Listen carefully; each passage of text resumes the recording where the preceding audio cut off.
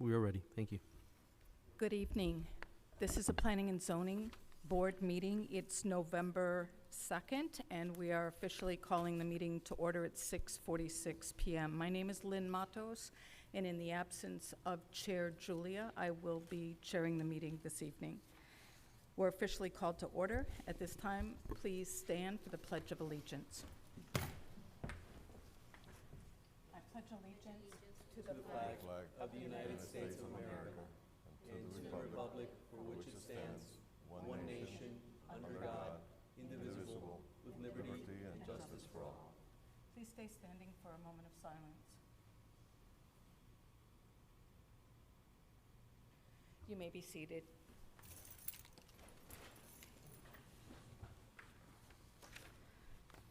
At this juncture, I'm asking the board to please acknowledge that you are in receipt of the approval or of the minutes. And if everyone has had the opportunity to review the minutes, I will open for a motion to accept the minutes as presented. If there's any changes, this would be the opportune time. I'll make a motion to approve the minutes. Second. And we have a second. All those in favor? Aye. Aye. The motion passes. And Boardman de la Sierra, if you would turn on your microphone, please, so we can hear you. I have it on. At this point in the meeting, we're going to open up for public comments. Are there any public comments from anyone in our audience? This would be the time to approach. These would be public comments that are not referring to the two items on the agenda. Thank you. Do we have any remote public comments? Let me check.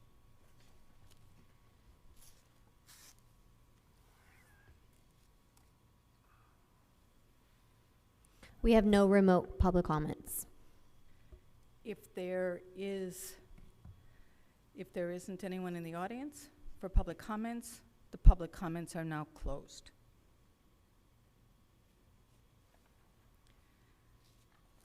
Our meeting tonight consists of quasi-judicial hearings. At this point, I'd like to turn the meeting over to our attorney. Thank you, Ms. Chair. For all those in attendance, please be advised that the following items on the board's agenda are quasi-judicial in nature. An opportunity for persons to speak on each item will be made after the applicant and the staff have made their presentation on each item. All testimony, including public testimony and evidence, will be made under oath or affirmation. At this time, all those that are going to be providing testimony, if you can please stand and raise your right hand, and the clerk will perform the oath.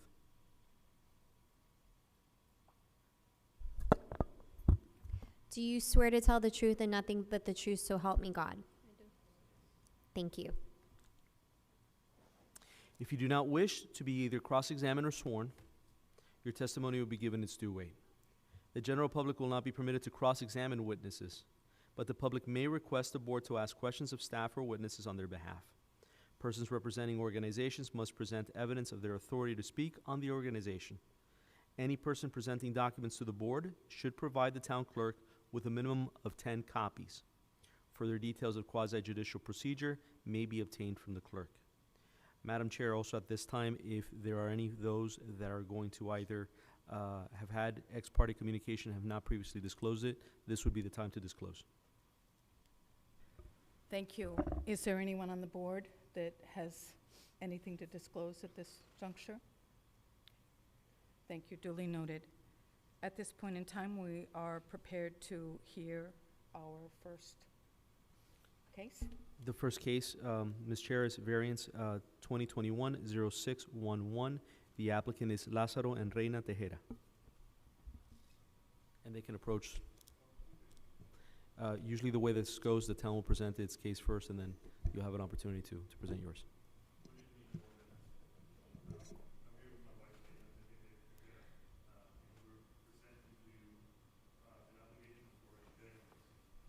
May I stop you right there? I'm sorry, Susanna, are you presenting? Yes, if Mr. Tejera, if you would give me a chance to present the application first, and then you'll get a chance to speak, okay?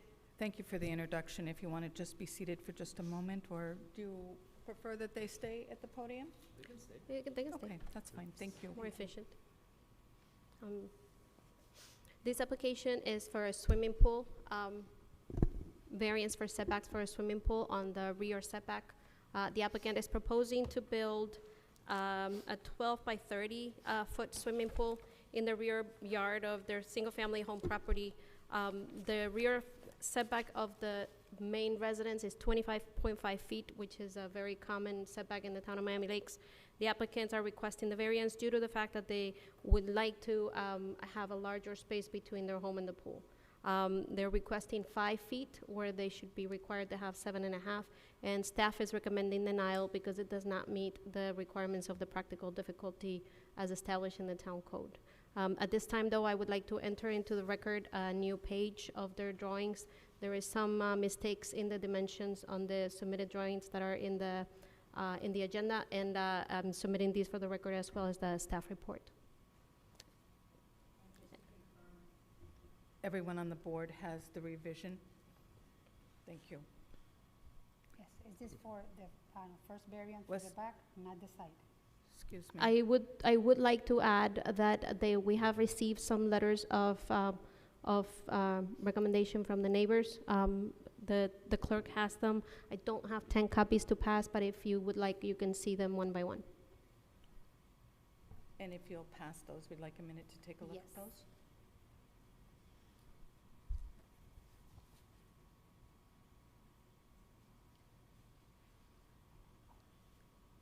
Susana, this is for like the first variant for the back, not the second.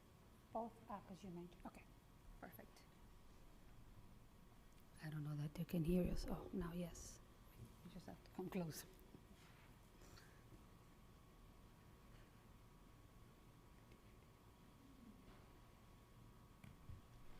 Ms. Alonso, was there anything else at this time?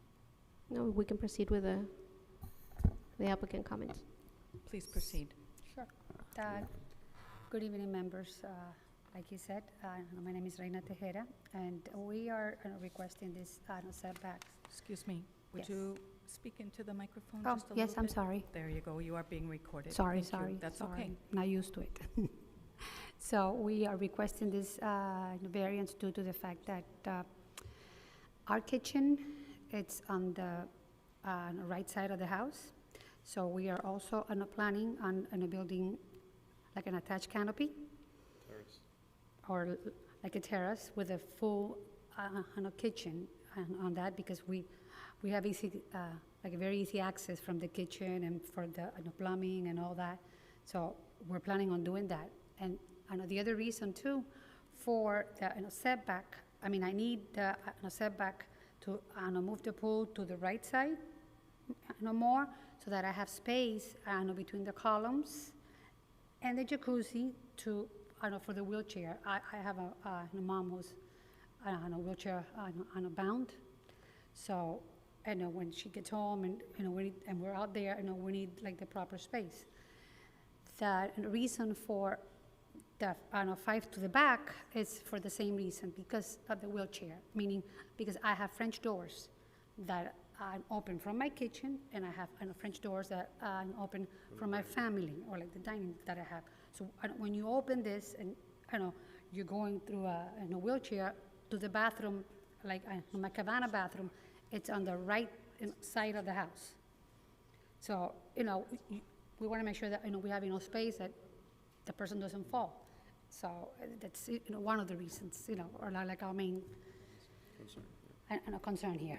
So, I mean, we went with like the normal size pool, like 12, and we're gonna make it big, like 30, so that it's like a standard pool.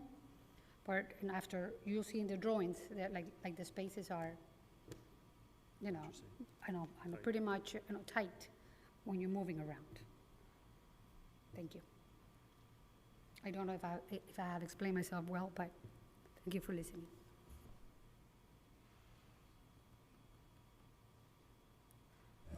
Was there anything else that you wanted to add? We're also trying to do this so that everything looks aesthetically correct. You know, we've seen other pools that when the lot is so small and you put it closer to the house, you know, I've seen, you know, neighbors that have their pools and basically you open up the door into the pool, pretty much. Also, our lot is kind of slanted in the back. I think it's like a 15-25 degree slant in the back, so it's kind of difficult to put a pool back there without having to, you know, push it further back. At one point, you know, I think at one point we got more than 5 feet variance between the pool and the water, and the fence, I'm sorry. So we're trying to play with the space to make everything look, you know, correct. And if I can, regarding the letters that you just submitted, the letters, I didn't notice, and maybe because we reviewed them quickly, the addresses, these people obviously are your neighbors, they're adjacent properties, or where are those? They're the back door, the back neighbor, where the pool leads to, and both neighbors on each side of where we live. So, you know, those are the 3 properties that our backyard and our sides are pretty much, you know, closest to. I'd like to open up for questions. Through the chair, I have a question. Is the terrace open? Yes. Yes. Is the terrace at the semi elevation, the floor of the terrace as the pool deck? It's going to be below, I believe, based on the engineer that came and gave us an estimate, the terrace is going to be below the level of the house. It's going to be level with the pool. No, my question is the terrace at the same elevation, the floor, as the pool deck? Yes, yes. It is at the same Yes. elevation? Yes. So you could go on either side of that column. You don't need the 310 necessarily that you're asking for there. You can go through the terrace area with a wheelchair? Yes, we can. But if you're Okay. going through the jacuzzi, I mean, Well, You can go either way. at Yes, the end, yes, so you can. what we're doing at the end, between the 2 columns at the end when we do the terrace, we wanted to do a backyard kitchen Yeah. with the barbecue, you know, a nice hood. We wanted to Full do a kitchen. kitchen inside the terrace, facing those 2 columns. Okay, and then we're gonna have 2 columns at the end, and then the jacuzzi on the right. So in order for them to access the back of, or go around to the jacuzzi, to the backside, they will have to go around the whole- other side. Yeah, I mean, Well, I wish you would have showed it here so we would have it to see it, oh, to see what you're doing. So Right. we would know what's going on there. yeah, we do want to have like a full kitchen outside with a sink and with a stove, with, you know, barbecue. And I don't everything. know that a full kitchen is allowed, is it? It is? Well, Yes, an outdoor kitchen is allowed. It's called a summer kitchen and is an accessory structure that is permissible. Okay. mean, it's As not long gonna as it's have, not like, enclosed, it has to be open on 3 sides Open. so that they can't enclose it and use it for an additional residence, which is usually the reason that additional kitchens are not allowed. Okay, just wanted to make sure. All right, thank you. Were there other questions? Yeah, of the I have a applicant? question if I may. So essentially what you need is you're looking for it on the right side, correct? In right the back. side and back, yes. Okay. So, and your kitchen is on the right side, and because of the plumbing, that's why you want the kitchen there? Because the Right. plumbing and everything's already there? Yes, my kitchen would be, like, if you're looking at my house like that, it would be on the left side. Okay, Right, and the plumbing, all the plumbing goes All to the that plumbing side. goes straight okay. to the And back. I only saw 2 letters.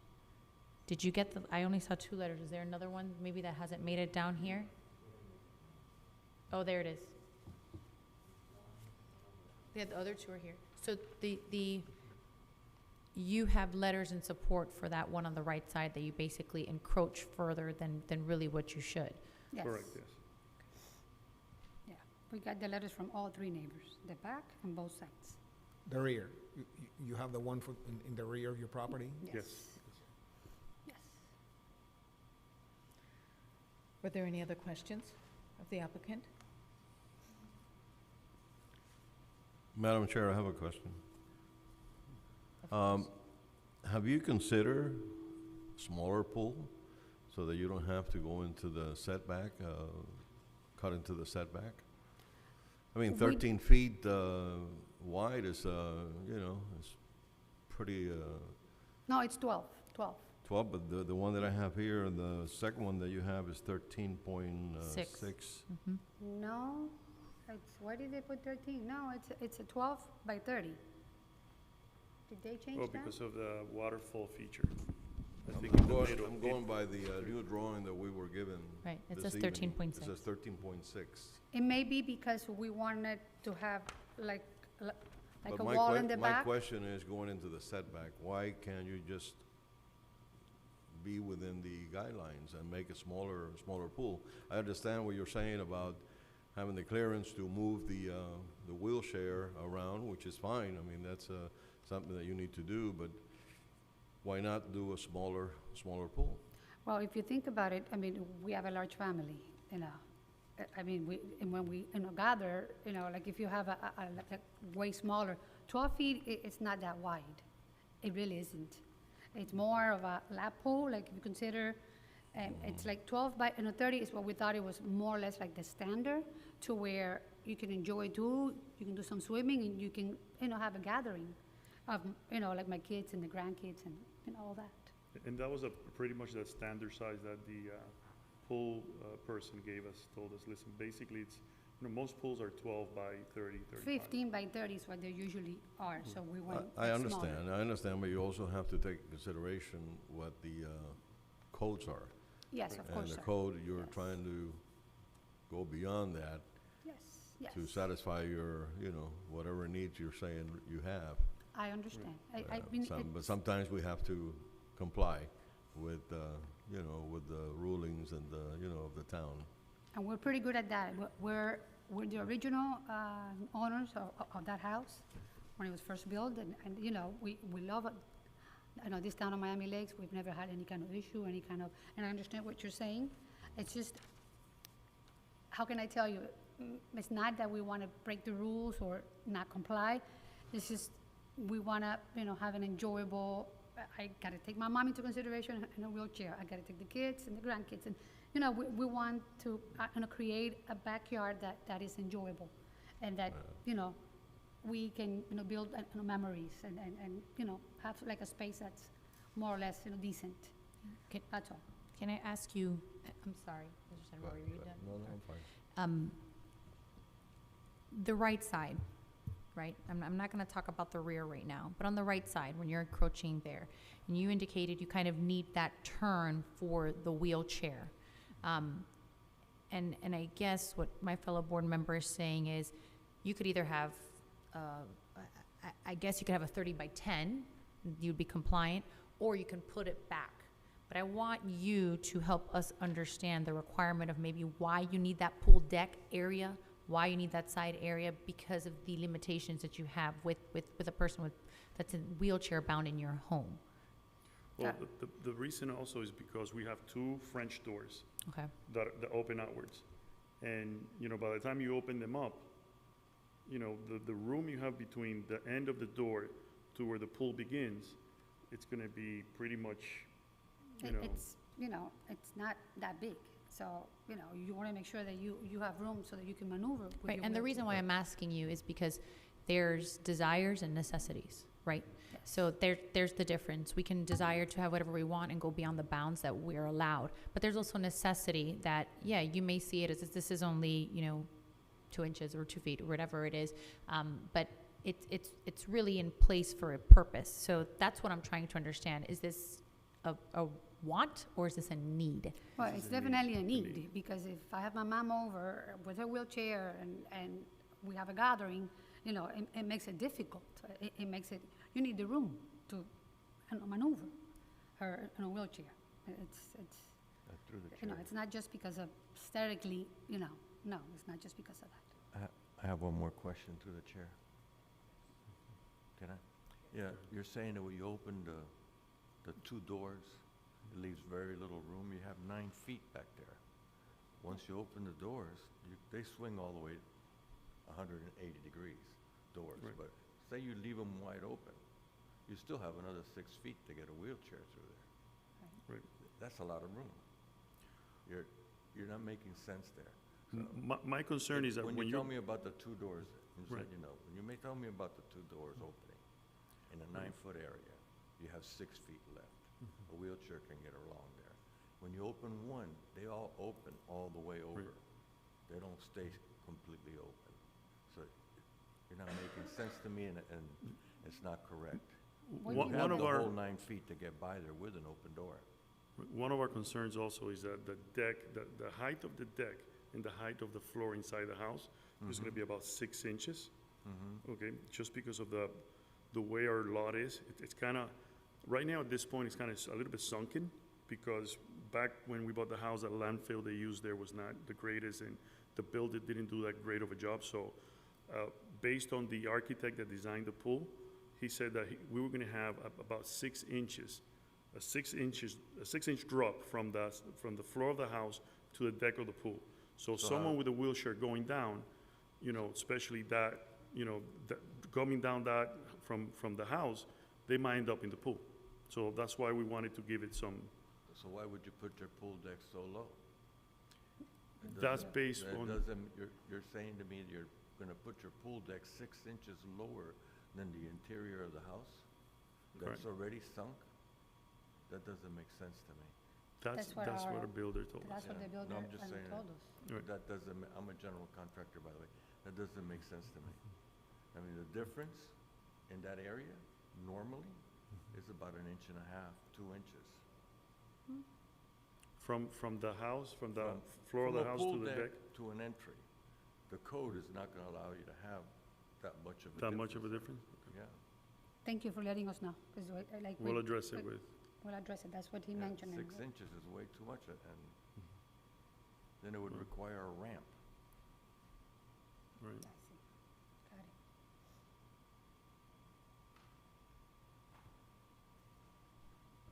I'm going to ask the question that came to mind when you talk about a wheelchair. So if we're looking at wheelchair access, is the additional footage that you're asking for because of a ramp? That was the question that I had. If you're talking about having wheelchair access, so if you're coming out of your house,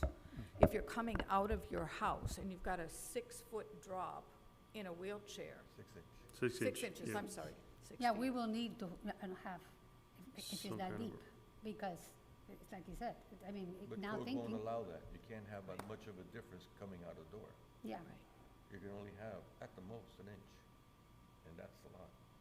yeah, we will need then to have a ramp, yes. Well, no, he's saying that the code won't allow it. Code won't allow you to have 6 inches. Does your proposal, I don't recall seeing that there was a ramp in the proposal, No, because. explaining that you needed the extra footage because of a ramp. Am I correct? We didn't see Right. that. No, that's not in the No. drawings at this point. No. No, because I, to be honest, that's what the, our contractor told us.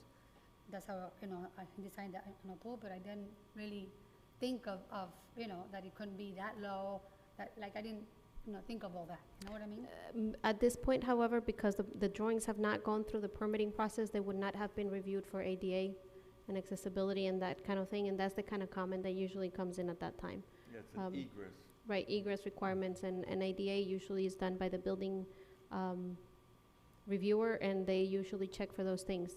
So at this point is not something that they would be familiar with. However, the amount of footage from the door to the pool is pertinent if there is a ramp intended, because the additional space. can't have a ramp. Right. Okay. Were there any other questions from the board to the applicants? Yes, you do? Yes, I want to go back to the covered terrace. Is the covered terrace in this variance? Or why is the covered No. terrace mentioned in No, here? the covered terraces as of right, this is the canopy that they're allowed 12.5 foot in from the property, from the setback, from the required setback. Because their home is set back a little further at that point, it looks like they're putting in a larger structure than meets the eye. But it truly, what is encroaching on the setback is only 12.5 feet, which is what is allowed for an attached canopy.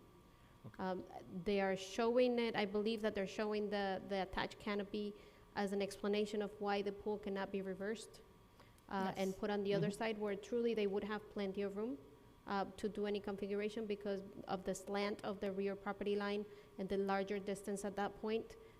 The pool would be fitting really nicely on the other side, and that was the first question that I had for them, why do you not put it on the other side? And that's when the attached canopy came in. They need the space for the attached canopy because that is the location closest to their kitchen. Okay, yeah, because I was a little confused with the language, because on the plan it says new covered terrace, and then on the application it says that it's a future. Right, it's Covered part of their permit that they're, part of their permit proposal at the time of permitting. It is not here for a variance, though. There's no need for a variance for that. Okay, they're showing the new terrace as a future new terrace. Right. So, yeah, it does not exist today. It has nothing to do with this case. It does not need a variance. It does not require a variance to go forth. They can have that canopy as of right. Thank you.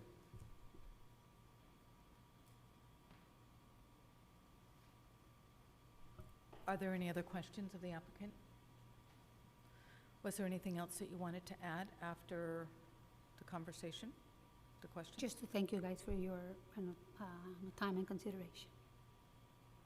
Thank you very much. Thank you. And thank you for keeping the code the way that it should be. That's why our town looks, the way it looks. And I've been living here for 21 years? even before that. I went to Miami Lakes Elementary, and the town hasn't changed that much. Why? Because, you guys take care of it and make sure that You're nothing quite, that's you're out quite of right, place. quite right, and that's the reason why our property value stays the way it is, and We love and it. the town looks the way it does, because we try to keep it.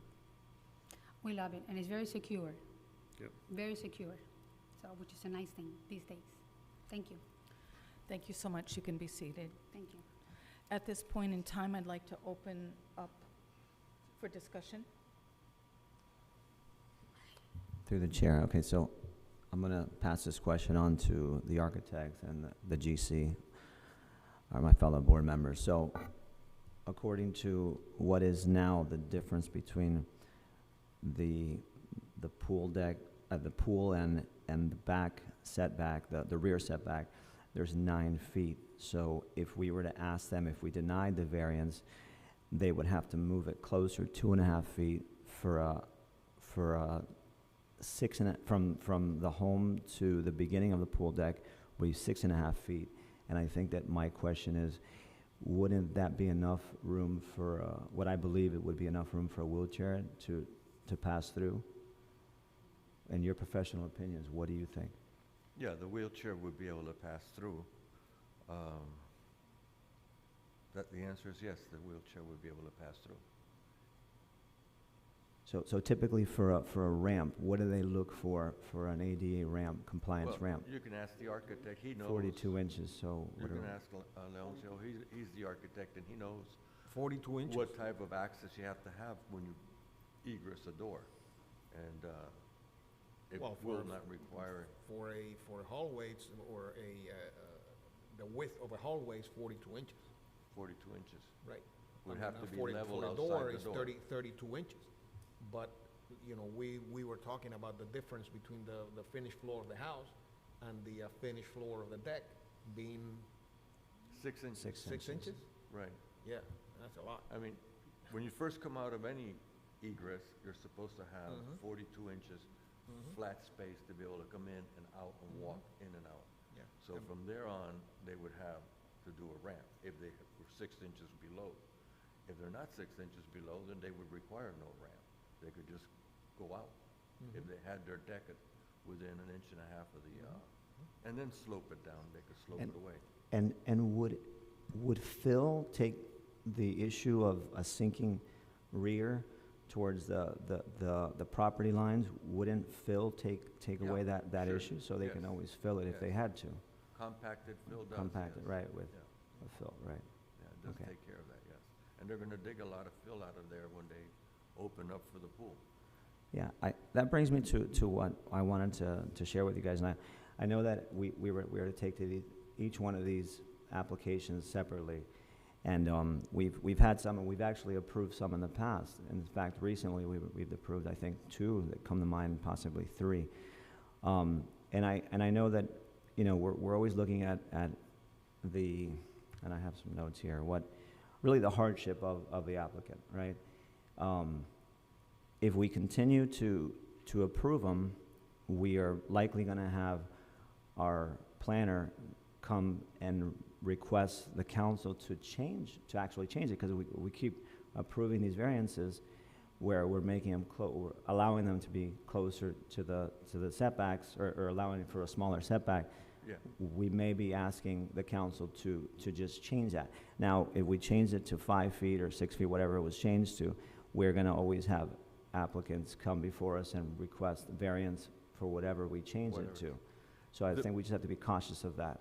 The previous applicants that have come before us didn't have that 9 feet space that they have there. They have, the previous applicants were reduced to like 3 feet, 4 feet. They were really small. This is a 9-foot space that they have that they can come back from, yes. They could, as far as from the rear setback, they could comply. I have a question. Susanna, you said if there was an ADA issue, they would be granted an easement. How much would be granted? I'm not sure I understand the question. So if after they go through the process and now these documents are submitted and they can prove that they need ADA access because of the handicap family member that lives at home, would they be granted some sort of extra space just by virtue of needing it because of the ADA access, or no? No. And in a swimming pool is really difficult because it's not something easily removable. If somebody requires accessibility or ADA accommodations, they do not need a variance at all. What they need to do is request, it has to be a person that resides in the residence, and they can just request the accommodation. Anything that requires for ramps, sometimes additional square footage that can be paved in the rear yard so that they can access the more remote areas of their yard. A swimming pool itself, it would be tricky because you can't take out the swimming pool when the person no longer resides there. And the purpose of accommodations is that they be there while this person resides there, because they're granted to the human being, they're not granted to the property. And when this person either sells the home or moves for whatever other reason, those accommodations can be removed and the home can become code compliant once again. The difference between an accommodation and a variance is that the variance is granted to the property. So it's granted in perpetuity to all ownerships that come in after this one owner. So they sell the property, and they sell the property with the right to have that variance in. And that's the difference. That's why for the distance of a pool, it would be not a very good accommodation to grant, because it's not something that can be easily retracted and removed.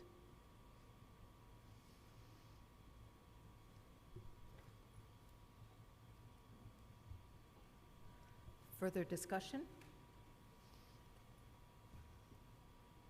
I mean, I'm struggling a little bit because I believe you have a right to improve your property, enjoy your land.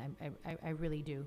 And you've been the original owners, and it's just, I look at this and you just see the slant on the side, and you just see how if it was just on the other side, they would have been able to have what they wanted. And it reminds me of the, pool that we dealt with last time around, where they couldn't do it on that side because they had a structure there, so therefore this is the only place that they had to do it. But you have 9.5 feet left over. The other owners did not.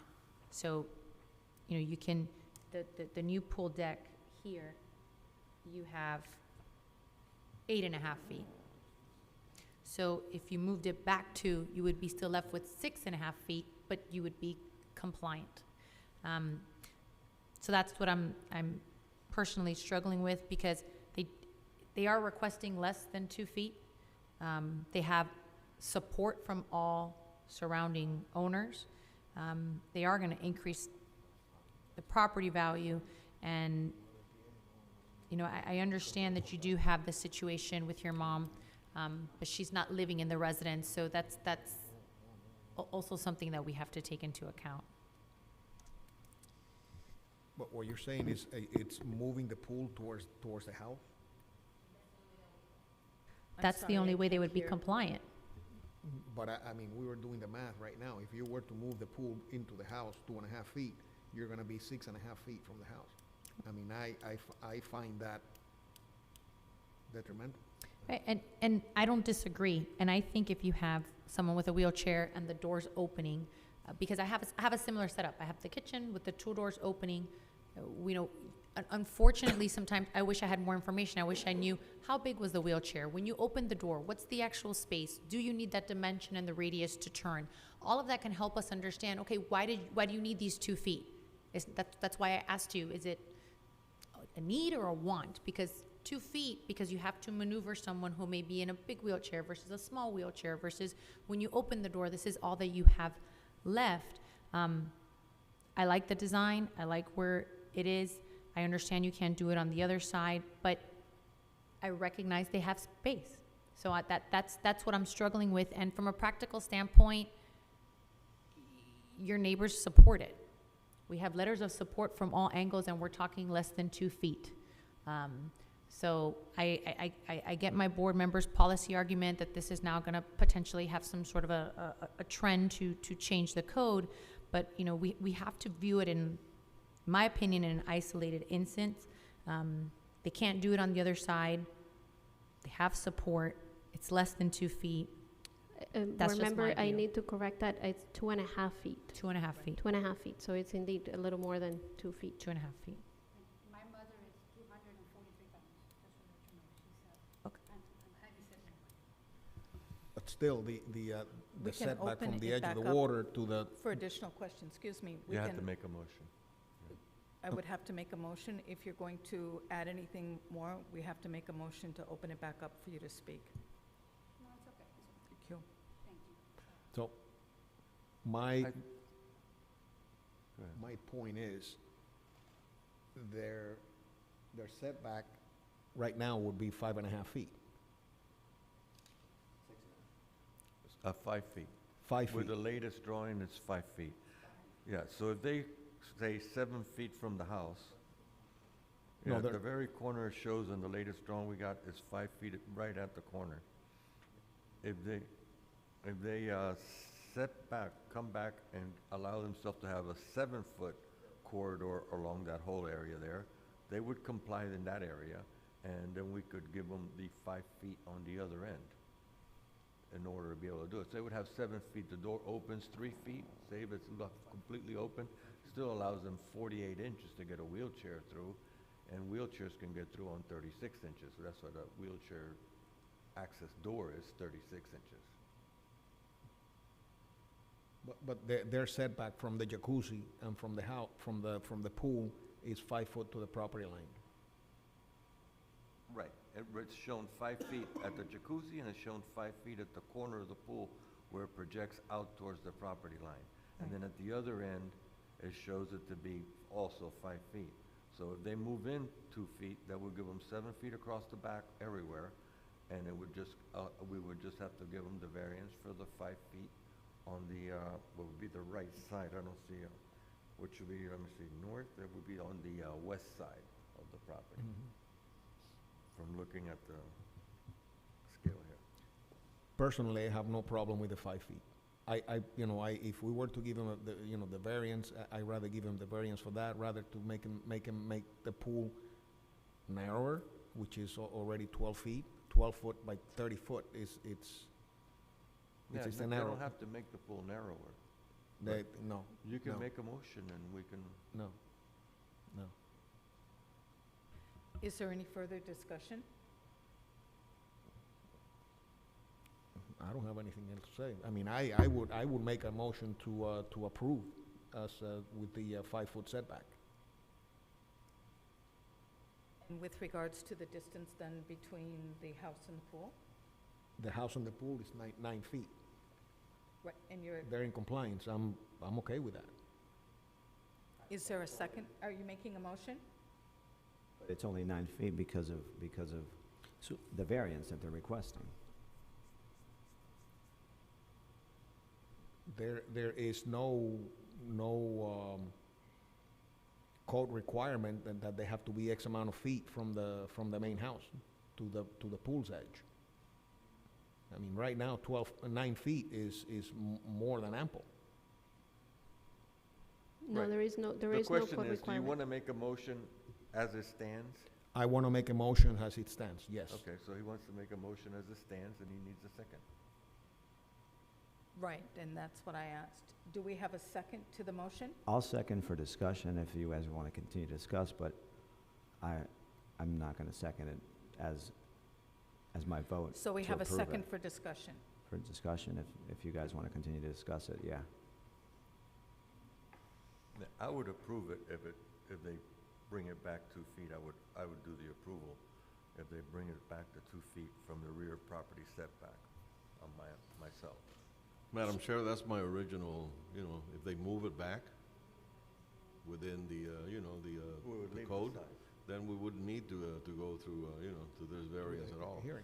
You And know, then, 9 and feet, then, 9 feet on the, on the side of the house is more than plenty, They could cut that down to, to 6 feet, like Member C. de la Sierra mentioned, which is plenty of room to move the wheelchair. Or cut the size of the pool, reduce the size of the pool. but if you move it closer to the house, instead of being 9 feet, you're gonna be making it 7 feet. Right. And I find it for the owner's behalf, I find it detrimental to waste 2 feet in the rear, which you don't use, that you do use next to the house.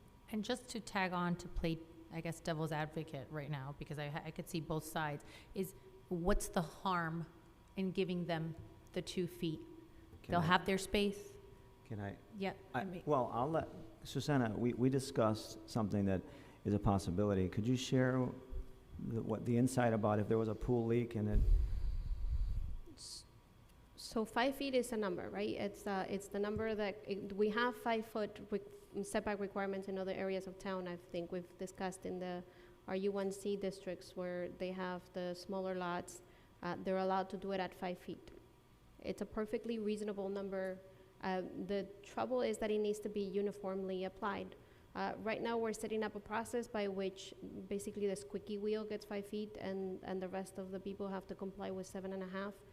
It begins to not make sense to continue to regulate swimming pools by variance. And it makes it where basically if you pay the variance fee and you come here and do your little song and dance, then you get 5 feet. If everybody else has to comply with the 7.5. So that's why, and at what point, right? So if you are inclined to approve this variance, I would ask you to consider whether recommending to the council modification of the code to allow 5 feet for everybody. Because, so what happens if I would agree with there her. was, yes. okay. But what happens if there was a leak? What Well, happens if we approved it? And that would be the second part of the conversation, right? What happens if we reduce it at 5 feet for everybody? Right. If we reduce it at 5 feet for everybody, and that has nothing to do with this particular conversation, because their application is theirs and should be considered just for them. However, if in the situation where we would approve 5 feet for everybody, then the variances are gonna be coming in for 4 feet and for 3 feet. And there's always gonna be a point where you need to not, right? Because a swimming pool has a thickness that even though you don't see it on the outside, right?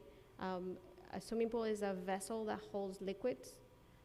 It has a thickness, it has a wall thickness, but that room between the property line and the wall of the pool is there for the insurance that should a crack on the wall develop and water starts seeping in, that there's some room for that water to dissipate before it reaches the next property owner. The smaller you make that space, the less chances you have for that water to have some room to go elsewhere that is not gonna create a sinkhole in the next door property and is the magic number 7.5? Is the magic number 5? we can discuss that, you know, in more detail if the time comes, but certainly there should be some distance between the property line and the swimming pool. And that's, right, and that's like the slippery slope that we begin to go down. And this is the fourth swimming pool variance that we see in as many months. Yeah. And at some point, it begins to be. Madam Chair, if I may make a point. There's two separate conversations here, right? So Ms. Alonso brings up a phenomenal point that this board should consider, but this is not the correct venue to consider it. This is a quasi-judicial hearing. Correct. And I need to make that very clear. That's not for you to Correct. consider in this venue. She answered the question, that's fine, but I want to take that and kind of erase that from your decision-making. You need to base it on the analysis that has been presented before you. You need to base it on the testimony and the evidence that they've given you, and then make a decision. After we are outside of this arena of a quasi-judicial proceeding, and you are wearing your hat as a development board, then we can have that conversation. Okay, Correct, thank you, sir. I have a comment in reference to the magic number that you said.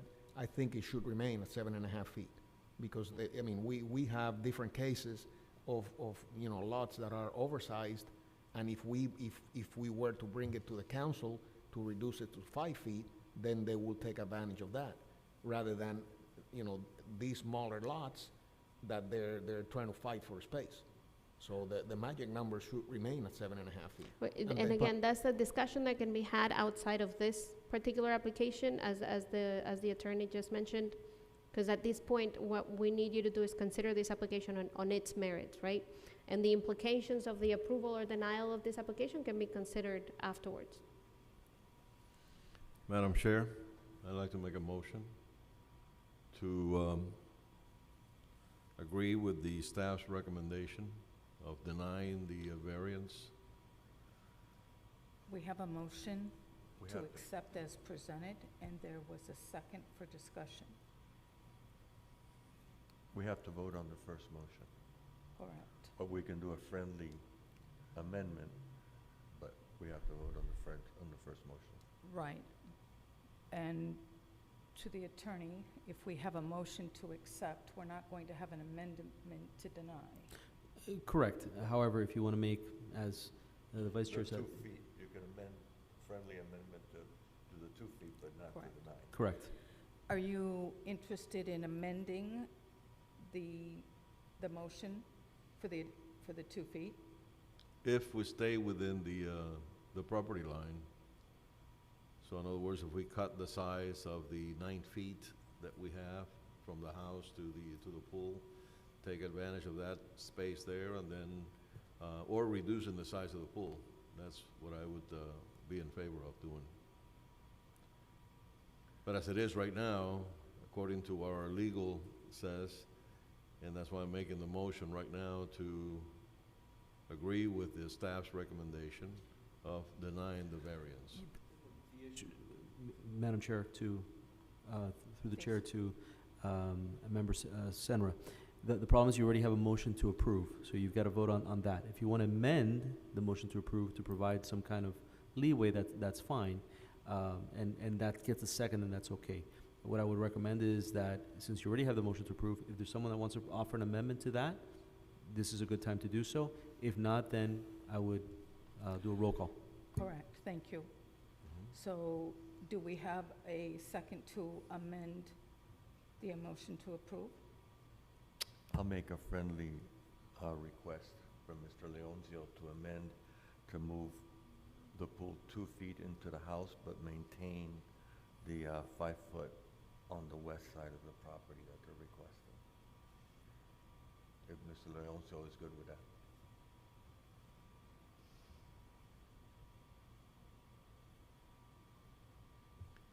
Could I ask a question to Susanna while he's pondering that, or do we need to wait? Yes, of course. Susanna, is there anything kind of in this area that would support that 7.5 feet is required? So in other words, you know, other similar properties maybe that we have dealt with that said maybe because of, you know, the soil there or something that we need the extra distance, or has 5 been approved and okay? I'm just wondering, in this local area, has 5 feet been detrimental, not detrimental, no impact, or if we have any information about that? The code has been 7.5, basically since Sound the Corporation, and it was 7.5 when it was the county. So it has been 7.5 for a very long time. Any pool that is less than that is for reasons that have to do with variances and special circumstances. The only place where it's been 5 is on the smaller lots on the RU1Z, which are very challenging lots to develop always. So that's why, I guess that's why they allowed a smaller setback on the pools, on those. But if you're asking for like scientific support or empirical, that's not something that we would have allowed. That's not usually how you inform the code. The code is usually informed by more, again, 20 years ago, right? So Right.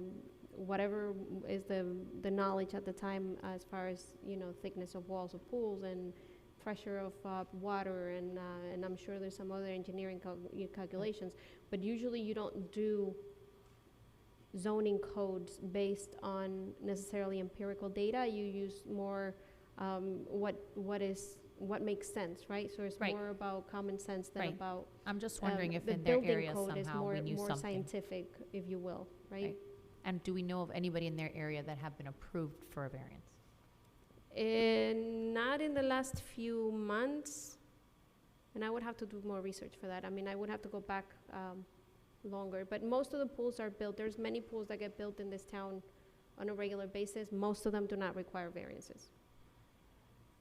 Through the chair, I want to make a point that I think is important, that the lot size is pretty standard. I mean, 7185 is not, we're not talking about that section of Miami Lakes where Ms. Alonso just referenced, where they're certainly smaller. In fact, they're about 5,000 square feet. So I think that's important to note. Yes, in the other section of Miami Lakes, they go down as little as 45 feet wide, and sometimes they have less than 15 feet in the rear setback. This one is a very standard size lot. In every direction, the rear property is a little bit slanted, but the smallest dimension on the rear property still conforms to the 25-foot setback, so it's always within the limits of the requirements of the code.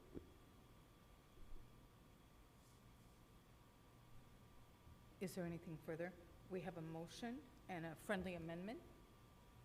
We have a motion, a second, and a friendly amendment. We do. You need a second for the friendly amendment. Do we have a second for the friendly amendment? On which motion? On my motion or Mr. Sengra's motion? Your motion first. No, so if I can put everybody in the correct posture, Please. Madam Chair, is you have already a motion that's on the floor, which is to approve. That was your motion. Right. That is correct. Member Leoncio. You now have a friendly amendment to that motion, which was presented by Member De La Sierra. I'm sorry. It's one of those nights. So that requires a second for consideration.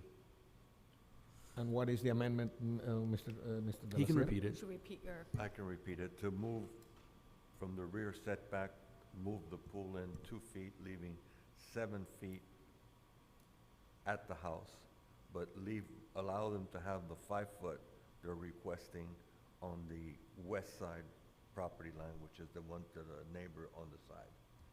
And they would actually get it says 7.5 feet, but we're saying it's only 7 feet. We're actually giving them 6 inches in an additional 6 inches to go back in towards the properties. thank you. Do we have a second? I second on Mr. De La Sierra's motion. Would you call the Yes. roll, please? All On- right. I'm sorry, on the amendment? You would have to vote on the amendment first and then on the motion together. Board Member Fernandez, No. Board Member Senra, Are we voting on the amendment? yes, you're voting on the Made by Member De La amendment. Sierra, which is to reduce the space from the house by 2 feet? That is correct? And leave the right side at 5. Correct. So they would have to. Yes. Yes? Okay. All right, Board Member Yanis?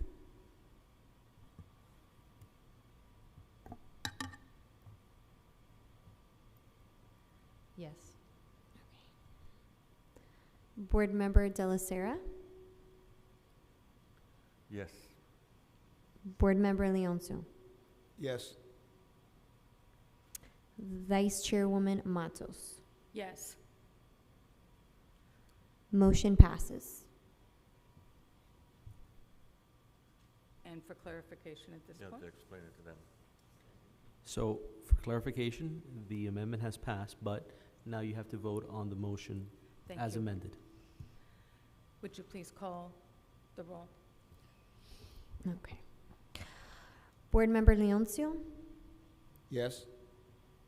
Board Member Fernandez? No. Board Member Senra? I need some clarification on this because I'm confused now, so, This would be, you voted on amendment, now you're voting on the motion as amended to approve the variance.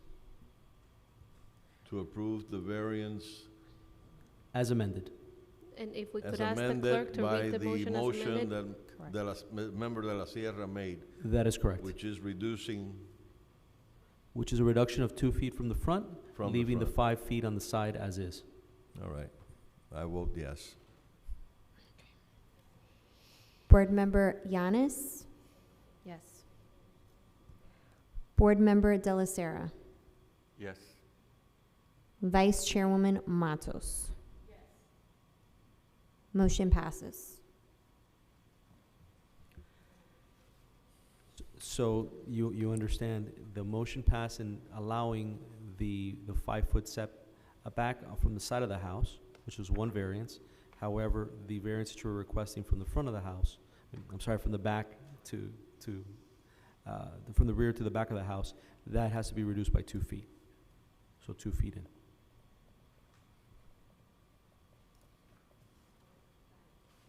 So they would end up with a 7-foot You'd end up with a 7-foot. area behind the house. Right.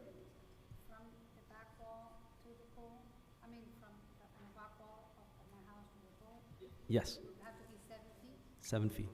so there, no variance from the back. Well, you would get 6 inches because the actual number is 7'6", so you'd be 7 feet instead of Right. 7'6". Yeah, it's 1.5 feet difference.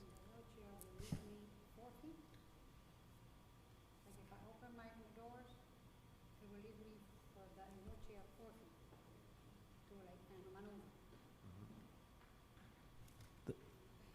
Ms. Alonso will show you now on the map. And the drawings. Thank you. And Mr. Cobiella, are we on to the second? We are, Madam Chair. So the second matter that we have before you this evening, and we'll give a few moments for Ms. Alonso to complete, is variance 2021-0634 Miami Lake Center LLC. And there is one housekeeping. Yes, Madam Chair, I would have to recluse myself for, this is a petition from Miami Lakes Auto Mall, so with my association with them, I have to, And now, Member Senra, if you could leave, and thank you for, I would go to the, outside the chambers. And Madam Chair, he's already submitted the necessary documents to the clerk. That was my next question. Thank you. Good night, Thank you. Ms. Idle. Thank you very much. Thank you. Thank you. Thank you. Would you proceed? So, again, Madam Chair, we'll wait for Member Senra to leave the room. Okay, this is for variance number 2021-0634, Miami Lakes Center LLC. The applicant can come to the podium, and the town will present its case first.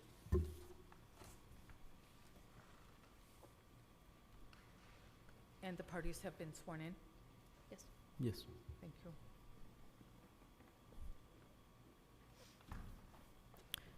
Thank you so much. Good evening. We are ready for you to present to us. Susanna? Correct. I think we're getting some new exhibits that are now being entered into the record. This is a variance for a signage application in a commercial site for a brand-new building that has just been CO'd in the last couple of months. It is a garage that is to serve for accessory parking on the ground floor and vehicle storage on the upper 5 floors, for the auto mall business that is adjacent to it. The garage is the tallest building around it right now, and they're only allowed signage on the 2 sides that front the streets. But because it is taller than all the buildings around it, the applicant would like to add signage on the portion of the building that faces the Palmetto, but is also facing the building next door and protruding from it a little bit. And they would also would like that signage to be an electronic billboard. The reason that he requires the 2 variances, one for just for the very existence of the sign, both at this location and as a number 3 sign, and then for the sign to be specifically an electronic billboard kind of sign, basically it's the moving pictures kind of signs, is because these kinds of electronic signs are not allowed by the code at this point unless they are attached to a governmental use. For that reason, the applicant is proposing that the town that sign an agreement with the town to where it could be used in times of federal emergencies or state emergencies for evacuation routes and for other PSAs that may come in at any point, and we would work on that agreement in the future. There is an amendment to the staff report.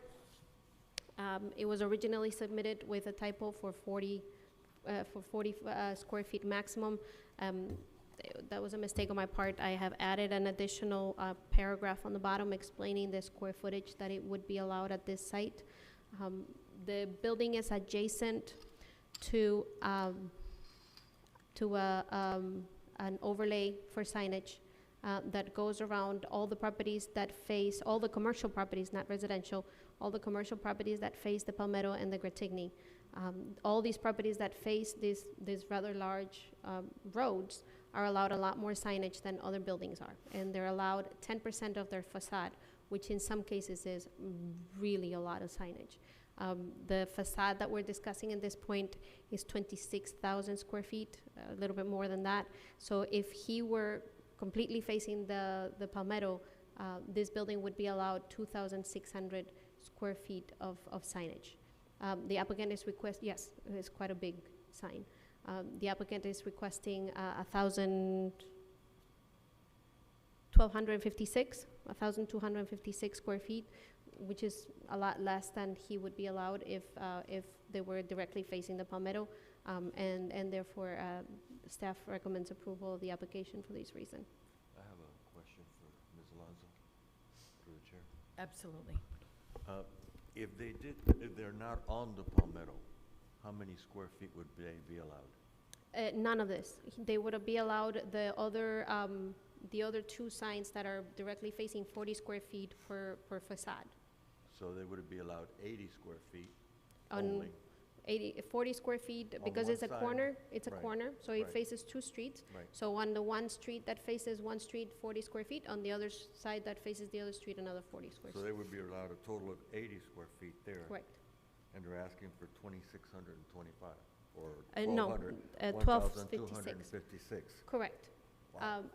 They're basically asking that the overlay that allows them to have additional signage be extended over their property. The current boundary of that overlay right now is at the, let me say, at the northern boundary of their property. They would like that to extend southward to encompass their property as well, and therefore be allowed to have that signage only facing the Palmetto.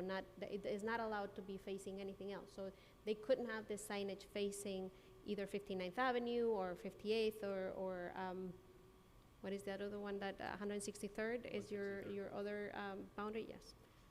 So that would not be allowed for any of them, right? The only way that these kinds of signage is allowed is when it's facing only the Palmetto, because they are faster moving vehicles going through. So you do need that larger proportion of signage for the speed of the vehicles that are traveling through at the Palmetto. Ms. Alonso, if I can, how many buildings in addition to this would be within one block of the Palmetto? How many? Commercial buildings within one block of the Palmetto are really, aside from the ones that are directly adjoining it, there's really few other places in the town where this would apply. There may be one property on the west side, because most of the portions that are adjoining, and I'm looking at the aerial right now, most of the portions that are adjoining the I-75, for example, are residential. On the Gratigny, most of the are residential, with the exception of a small portion of the end of Commerce Way, and those are already covered by this. There's nothing beyond that that would be covered, so nothing there.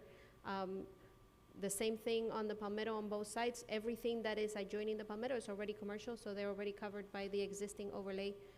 And the same thing on the Gratigny. So really, the building the area that we're discussing right now is the only thing that is left out of this overlay that is within one block of the Palmetto that this would apply to. So another reason that staff is very comfortable recommending in favor, because it really does not set a precedent for anybody else that could come in and request a similar adjustment. And we spoke earlier today about the area that's, the unplatted area that's residential, that really would never come into play, that's on the frontage road of the Palmetto going south on the east side, correct? So if that area were to become commercial, they would automatically be included in this overlay because they are facing the Palmetto. So that would not be any different whether this application is approved or not. That would be more of what the council decides to rezone it for. It would need to be rezoned for any kind of Right, because it would have to be rezoned before it would ever come into play. before anything happens, yes. And what the choice of the rezoning would depend on other things. If it were to be rezoned for any commercial purpose, this overlay would automatically come with it because it is within one block of the Palmetto. So, yes. Thank you. And this would be like a moving billboard, Correct. basically? Or two of them, actually, because, I mean, that's huge. With this, More than and I'm 40 sure feet long. the signage contractor is here to explain the technical details of it. I am not even going to try. If we can, before we start, are there any other questions for Susanna from the board? No? Was there anything else? I'm all done. Welcome. Thank you. Thank you very much. You may proceed. Perfect. Good Thank evening. you. How are you? First and foremost, thank you for your time tonight. As a servant of the town, and what I'm you do is much sorry, appreciated. I'm being reminded that if you would state your names and address for the record, we need that at this Thank you. time. Certainly. Thank you so much. Address of the property or address of personal residence? Your address and your function with the Miami-Dade the applicant. Okay, perfect. So the applicant is Miami Lakes Center, LLC, and my name's Ali Ahmed. I'm the manager of that entity.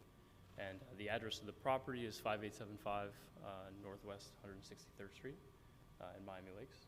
If you'd like my personal address, I'd be glad to provide that as well.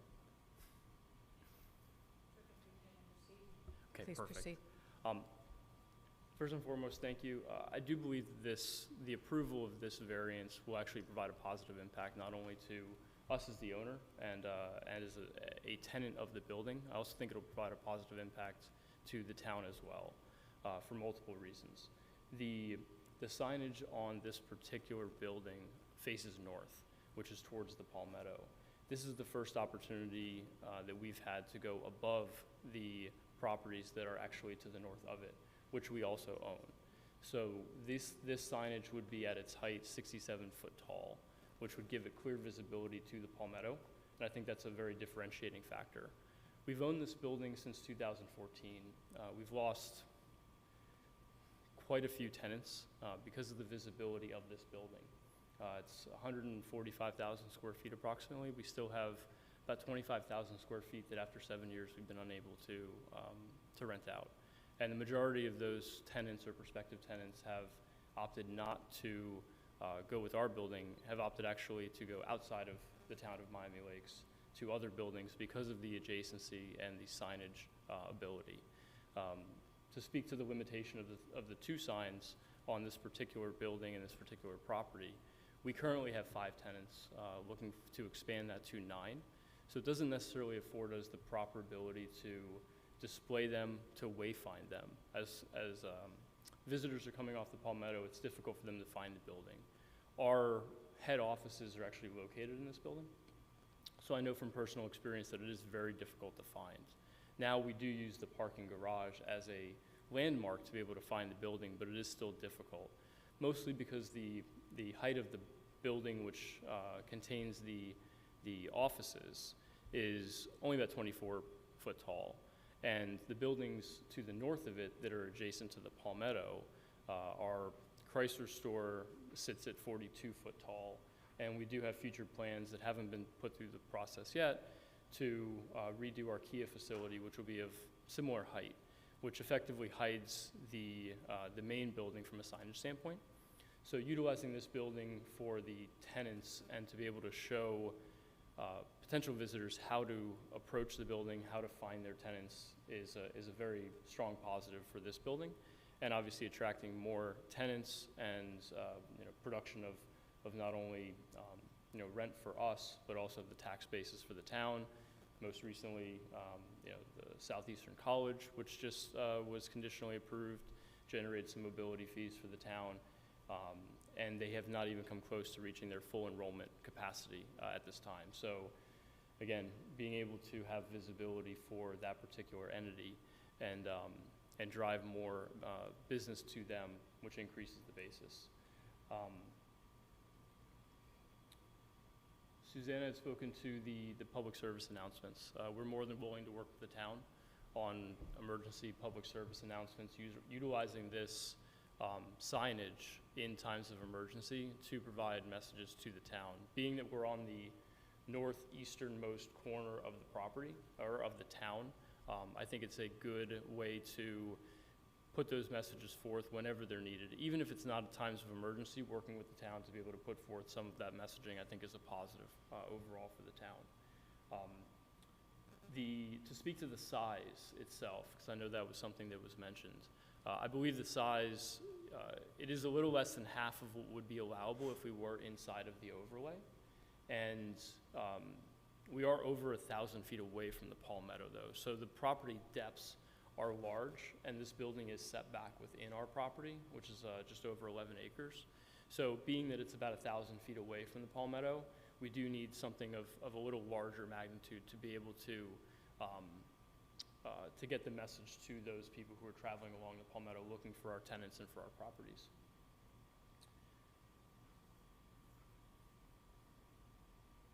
I think that covers the majority of what we had here to present to you today. In the package that was provided, we do have 6 different documents. The first 2 are 2-dimensional elevations that show what the sign would look like attached to the highest portion of the parking garage. The 3rd page shows a rendering in real life superimposed of what the sign would look like on the garage itself. And then to give you the perspective of what it would look like from the Palmetto, we had a drone fly. The next photo actually is just over the Palmetto and shows how the Chrysler building dwarfs the building behind it, which is really the one that the tenants are inside of. But the parking garage behind that is able to then display that signage to be seen from the Palmetto, which is really the nexus for the variance request that we're asking for here.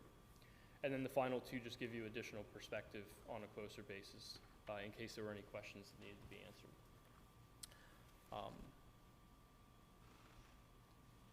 We do have Ali from the sign company here as well. They can provide more clarity on any questions you might have related to the engineering or specifications of the sign itself. So thank you for your time. Did you have anything to add? I'm here for just the technical support. If you guys have any questions as far as the animation of the digital displays, if you've got any questions about the brightness or dimness of the sign, or what the capabilities of the sign it could be, and how we could work with you on it, I'm here to help as a professional support. Thank you. I'd like to open it up to questions of the applicant. Yes, through the chair. So I mean, obviously I saw that there's dimming capabilities based on time of day. So close to an airport, I would imagine that you're gonna be compliant with whatever, with airplanes kind of finding it, not this huge flashing thing, because I know that can impact airways. I would imagine you've had some sort of contact or clearance, compliance with that. Right.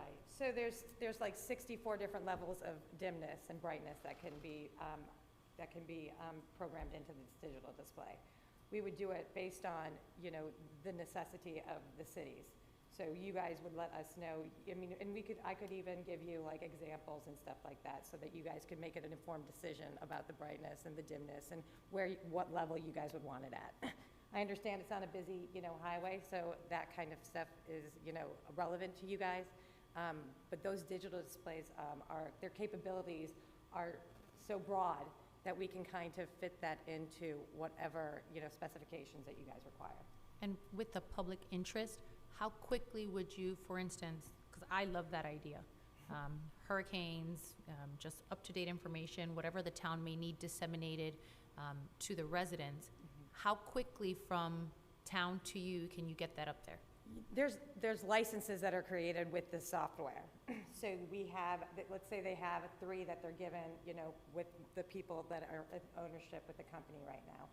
They can have another license that they give directly to the city that you tap right into, you know, their software. So you type what you need to have, you know, you type what you guys need to have, you know, relayed to the public, and that can go in immediately with, you know, the support of the ownership, so. Right. And to provide additional clarification on that, we would be willing to work with the town ahead of time to create any creative if you did want to look, you know, more than just text. We'd provide marketing services for that. That wouldn't be a problem at all, and we could work that out with the town. And additionally, that particular location is on a, we do have a standby generator. We are on a circuit where we kind of mesh together several different internets, including satellite-based internet. So in times where cell service might be down or internet's down, having that satellite capability would allow the town to be able to change that message, even in times of emergency, such as power outages and things of that nature. And more to the fact, there's templates that can be created beforehand, so that if you've got things that you guys run into that have been, you know, public issues in the past, you can, you know, have those already templates ready to go that they can just implement as they go. So you're not having to write copy, you know, as these things happen. Right, and even though the rendering shows almost like a physical sign, this is digital, right? It's digital, okay. yes, LED. So the question that I had, if you're finished, on that same note, so the town would be in control of the messages that go on the sign, is that correct? You could have a license that would allow you to create a template that would be able to be displayed onto the sign. And then you give it to them, or it could go right through however you guys decide to, you know, manage that, you know, yes, it could go directly into the sign. For clarification, you're saying that just the sign, what the town wants would be controlled by the town. What Miami, what Miami Lakes Auto Mall wants would not be controlled by the town, correct? The input that Miami Lakes Auto Mall, they want to put in a brand new car up there and show it digitally, that would be up to Miami Lakes Auto Mall? So what the town would want would effectively supersede whatever we would want. That would be the PSA portion of it, to be able to supersede what we want in times of emergency. So very similar to the way your No, I mean, TV just in normal times. Normal times, they wouldn't supersede you at all, just in time of emergency. Right, or Only whatever during else. an emergency, they would supersede you. Other than that, whatever content you want to put up there, you could put up there, correct? Correct, correct. that's And fine. the predominant use for the sign would be, again, wayfinding for the A new tenants that are model or inside. whatever you want to put up there would be, that would be digitally sharp, that you could see it like at the football games? Yeah, I mean, yes. That yes, type it's of- that clear. That type of clear you're Mhm. talking about? Through the chair. So I have a question for possibly the attorney or the planner. If, because I hadn't thought of this, but I think the dimness or brightness is clearly a factor, and I didn't know that we were gonna have that option. The question is, if we approve it the way it is, would, not necessarily this board, but possibly somebody in the town, have a way to be able to control that if they believe or the town believes that it's too bright? In other words, if we did approve it this evening, would the town be able to work with them and say, can you dim it? You know, or would we be just issuing the variance carte blanche, and, you know, we wouldn't have that option later? It doesn't seem, from what I read here, that the brightness of it is being contemplated, or the dimness, or but we do have, as far as light is concerned, an ordinance that does regulate what the amount of light pollution can be emanated from any particular parking lot or any particular, commercial or industrial space. So that would come into play with regards to this signage. And if I may add. I believe. Or you can tie it in. Right, and if I may add, and just for clarification, and Mr. Coviella can correct me if I'm saying it off. Anytime a variance is approved for anything, that does not supersede any other sections of the code. So you would be approving the variance for the existence of the sign and for the type of sign it is. Any other regulations that speak to the lumens that you're required to not, like you're not allowed to spill lumens onto residential areas and all these other things, that would still be held. And when they do go through the permitting process, all those other items that have importance in other regulations would be looked into in detail and provided for reference. Thank you. Are there any other questions of the applicant?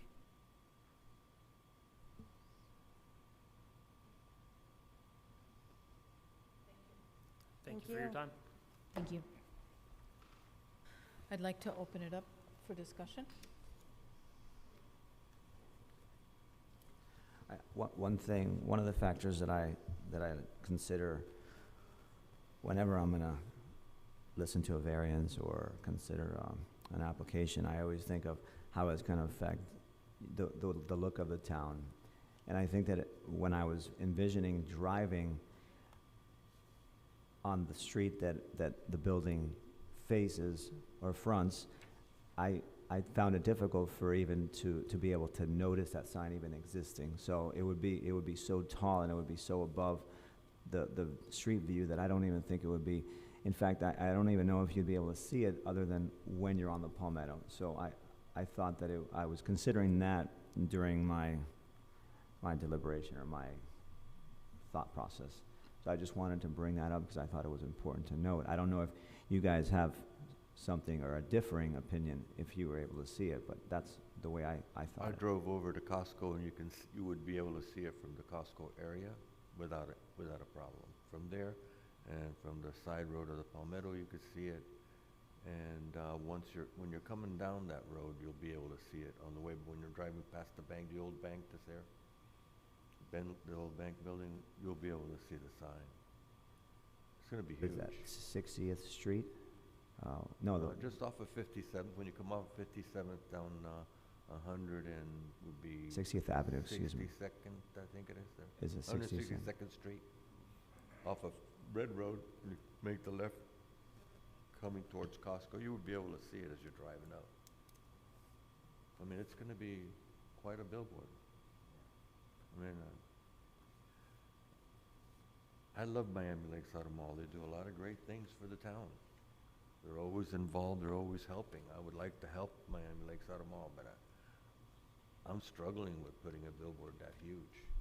I really am. I mean, Miami Lakes Auto Mall employs a lot of people, They contribute to the town all the time. They're one of, I would say, one of the best employers in the area. It's just that this thing is so huge, I'm struggling to put such a big billboard there. And as sharp as it would be, I mean, it would be great for them. I understand that. It's a wonderful thing for their business. Are we opening up a door in the future? Suzanne has says maybe one other person could do it, but we're always trying to stop billboards in town, and that's 9 feet by 140 feet or 139. Just for clarification, Fine. every single building that currently faces the Palmetto could potentially do this. This is, besides the point of it being an electronic billboard. But the size, the size is not, The electronic billboard thing. yes, that is the only difference here. Every other building that faces the Palmetto, though, can have signage this large, and even larger. And that's and that is as of current code, and it has been the code for 20 years. We did that during the code exactly for the businesses that are along that corridor. That was done on purpose at the time that the code was approved. That was with the board back then. Correct. And that has been the case for the last 20 years. For whatever reason, the businesses on those buildings have not chosen to avail themselves of that amount of signage, but that is not, nothing in the code has been stopping them from doing it. Just a digital sign, which becomes a billboard. Correct. And if Yeah, I and may, I don't want to get into the technicalities on it, but that's something where our code, you know, I want to help Miami Lakes Auto Mall. I don't know how to say that. They're great people, but it's such a huge sign. So if I can, when we think about how signage has evolved, it's no different than, and I'm gonna use this, when we think about, when we see events, because I've been working on this. Remember, we used to do banners, and now we're doing LED panels. So while our code 20 years ago, this wasn't happening then. So I think it's an evolution, if you will, and where we're not familiar because we haven't been seeing it doesn't mean that it isn't being done or isn't being seen in other areas. Am I correct? This is becoming more commonplace, is that it? Correct. And you're not approving an advertising billboard, you are approving signage. And there's a difference in that. The applicant is not asking for this to be an advertising billboard where he would be advertising vehicles, or am I correct? He would be advertising. I asked that question. Correct. Can you put a car up there, a new model? That's Potentially, yes, but that's not the purpose of this particular billboard. So only say Miami Lakes Auto Mall and then. And Southeastern College, you may clarify, because yes, this is something that was discussed. Thank you. And there is a big difference between signage Can I and make a motion advertising. to reopen? yes, Can I make a second. motion to reopen? Is there a Second.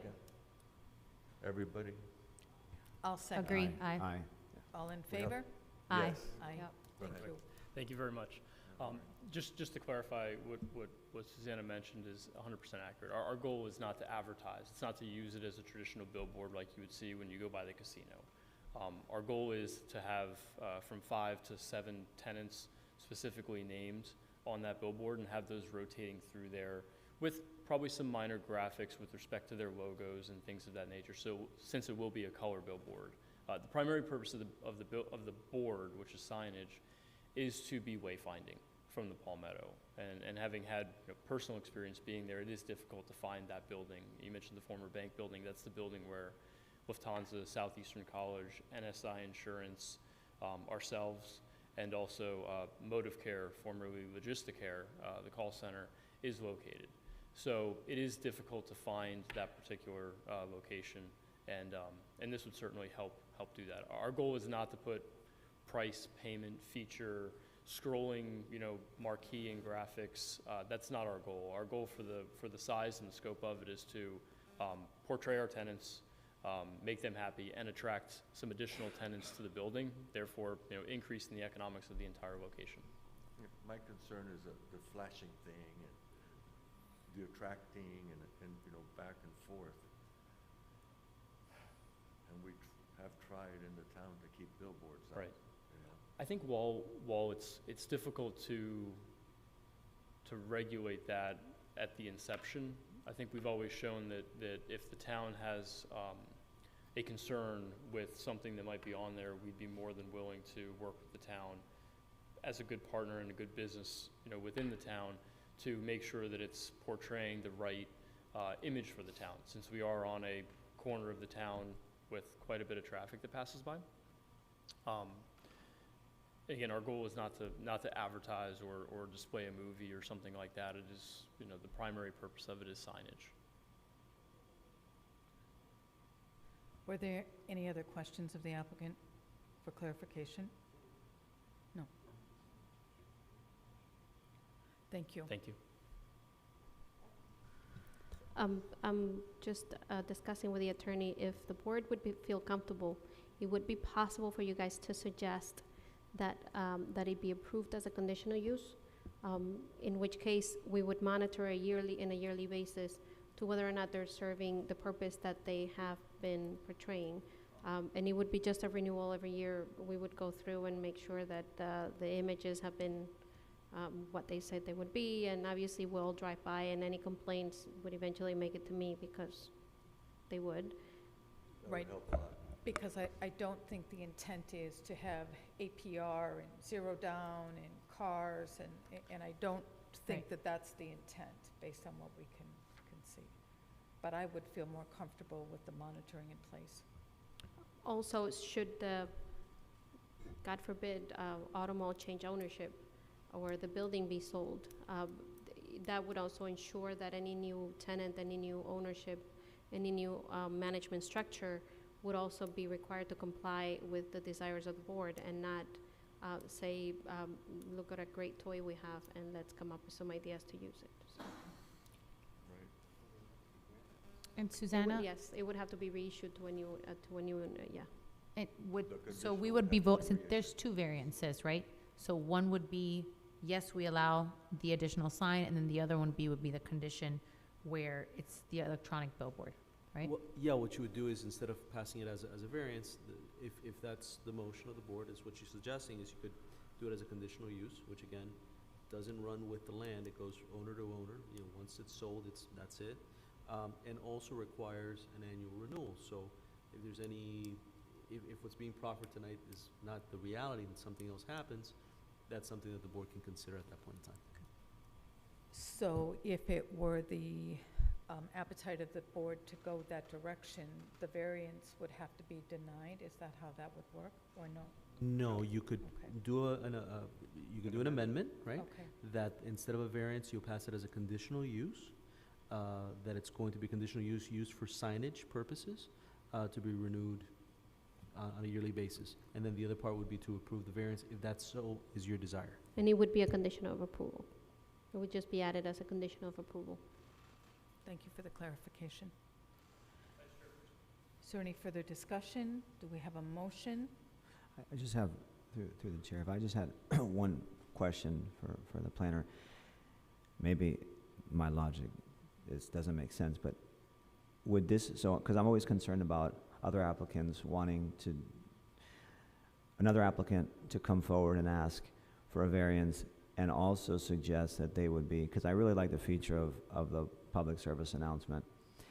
What happens, could we, if there was another applicant that came forward and asked us for a larger sign or additional signage where they would be requesting a variance, would we be able to say, well, clearly we already have the PSA, we're already good with that, we wouldn't need that function for it, and possibly deny the variance for that reason? Or that would be So depending on the same where. conversation that we had in the previous case comes in here. Every application is unique and is to be looked at and issued on its own merits, and not, you're not issuing legislation right now. That we do that sometimes. Sometimes you as a board look at legislation to be passed. That is not what you're doing right now. You may recommend to the council to amend the signage code to include one or more features that we're discussing right now, but that would be a completely separate item, a completely separate discussion, and it would go down its own path down to ultimate approval by the council.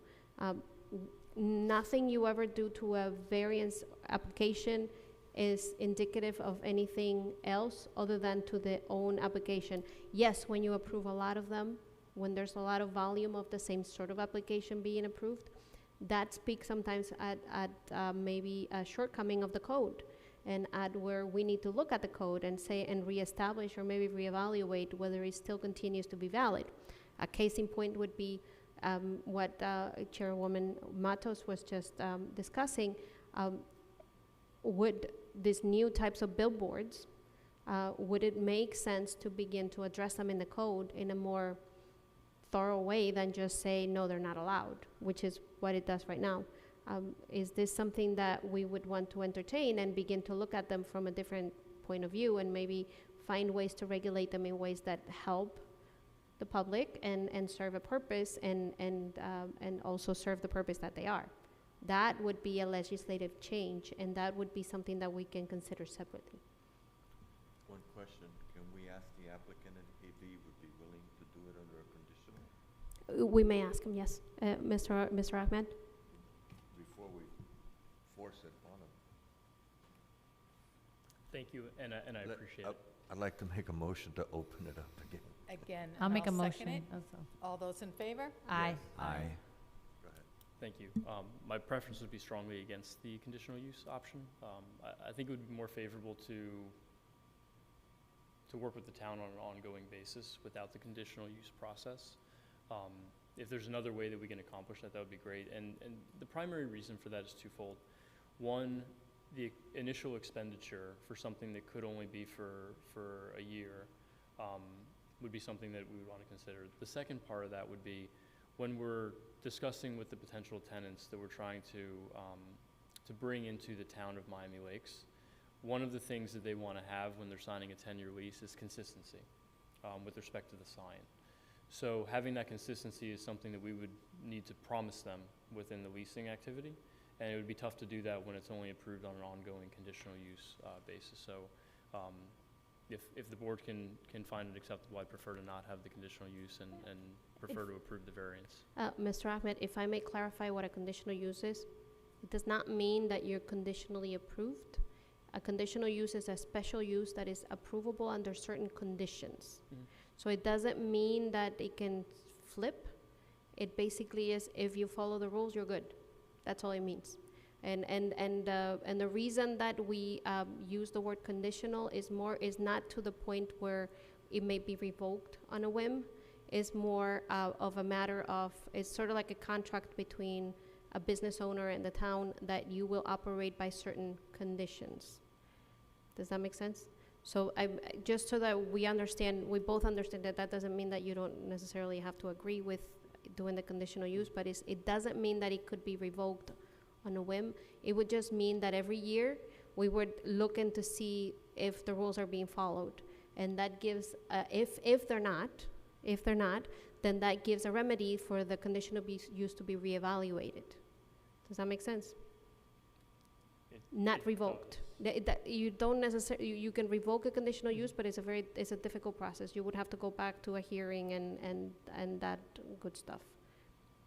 Does that make sense? I'm not 100% familiar with that particular process in this instance. Let me give you an example.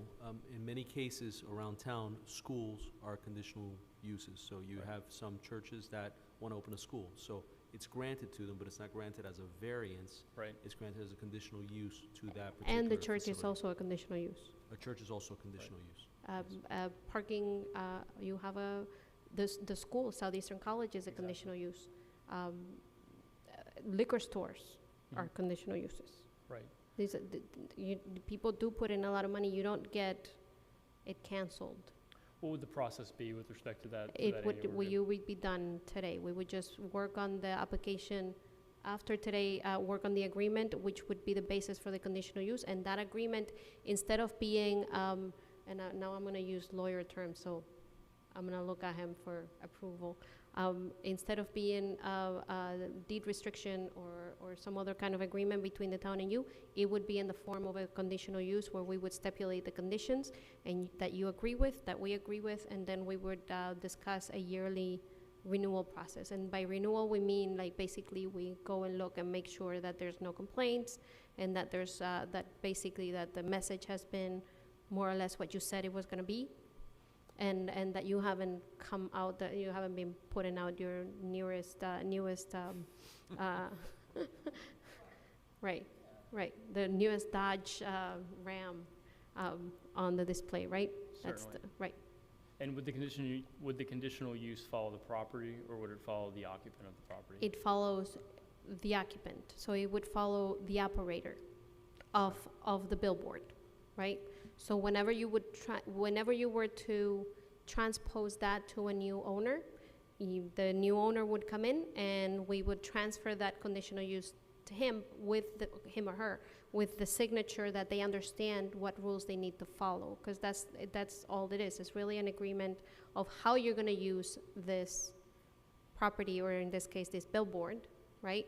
For that you're not going to be putting in obscene language, maybe. I mean, there's a lot of advertising and other things that maybe not what the town intends. Certainly, right? yeah. That definitely makes sense with respect to the editorial part of the signage. I can understand that. It would not be triggered in the event that another tenant would come in. Like, every single piece of creative would not be necessarily. Not at all. Not at all. Okay. It would be the intent and what Correct. we expect to use the billboard. Right. The signage. Okay, I understand. I'd be in support of that, although I would still prefer the variance as submitted if that is reasonable enough. Thank you. Any other questions before he leaves? No, I just have a question for Susanna. Thank you. Is there any further discussion? Yeah, Susanna, what if you guys can't agree to the terms? What if what? What if you can't agree to the terms in the conditional use? Then he comes back here? Yes. And again, the conditional use process always goes a little bit like the town would ask the operator, and this is more or less how we do all conditional uses. What is your business model? What do you pretend to do? What do you propose to do with this facility or with this particular piece of equipment? What do you want to do? And they say, well, I want to do A, B, C, and D. And then we say, okay, yes, you can do A, B, C, but D, you have to do it this way. And then we would put that in writing in a clear, concise manner that our dear attorney is very good at. And then everybody signs it, and then we monitor it on a yearly basis. One question, you would hold them harmless in case it was hacked, because, I mean, we're hacked all the time, and they would be held harmless if somebody hacked it and put something on that billboard that none of us agree with, right? I mean, Yeah, I mean, because I try to think about everything. that's a great point.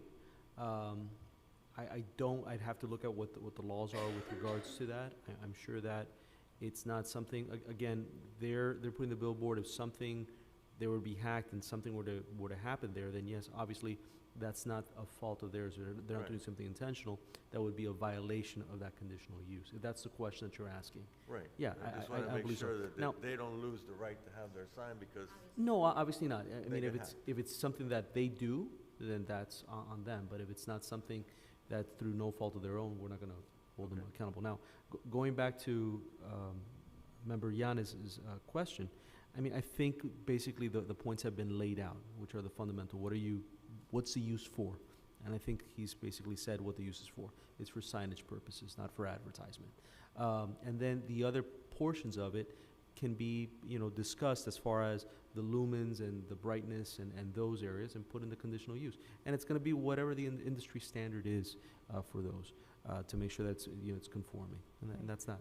Yeah, and I think he's expressed repeatedly the desire to work with the town, so I can't imagine there being some sort of an issue or deviation. I'm just wondering, I mean, since he wants to work with the town for signage, I think we're okay with signage. We don't want, like you said, 0% interest today, and it's a great deal coming in, and open enrollment for school or something like that. So, I think it's a good fit. Can I make a motion?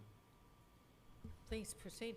I'd like to make a motion that we make it a conditional use rather than a variance, with terms to be worked out between the town and the applicant to the satisfaction of both.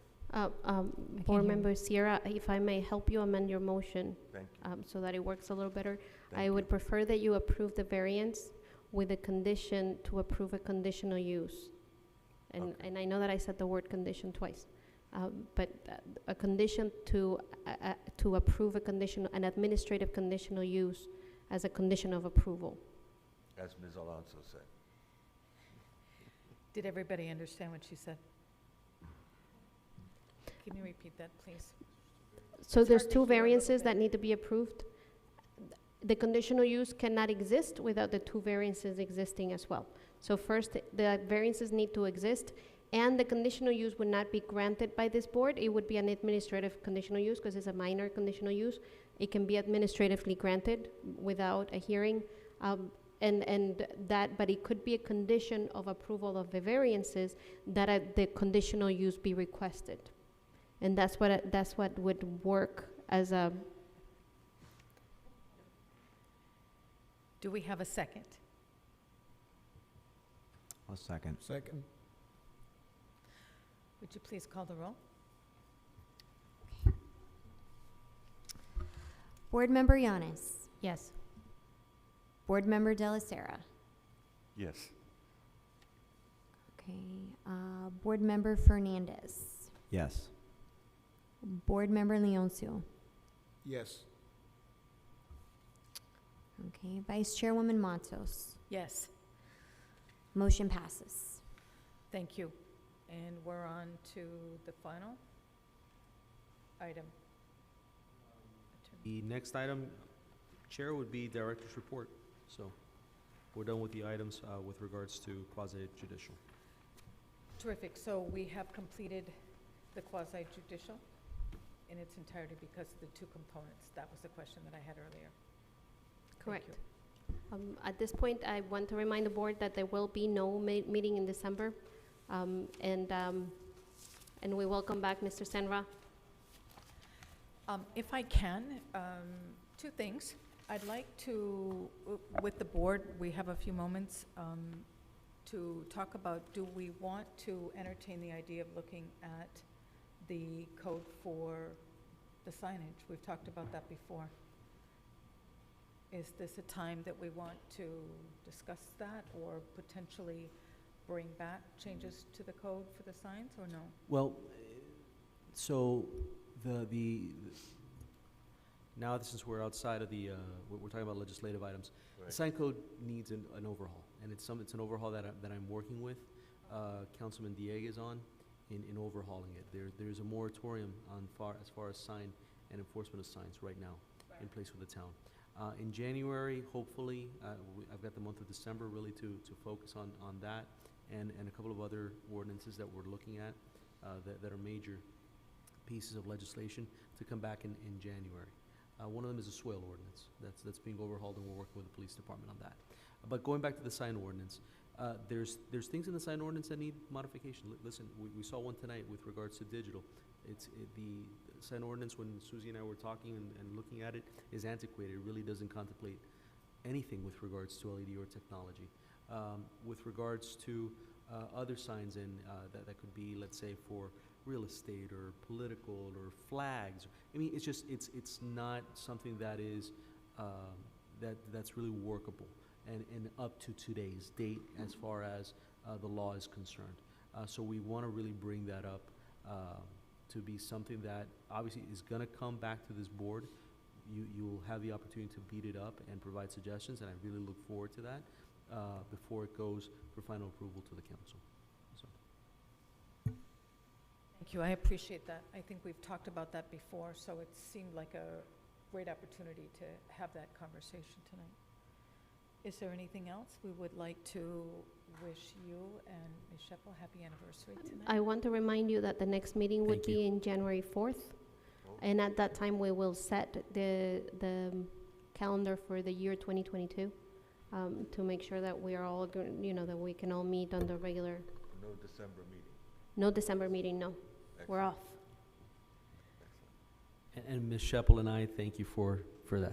Happy anniversary. Thank you. Congratulations. Thank you very much. I just We would have like a to wish motion everybody a to good adjourn? Thanksgiving, since we're not gonna be meeting before. Happy Thanksgiving, Merry Happy Christmas. Thanksgiving. We have a motion to adjourn. All those in favor? Aye. Aye. We adjourn.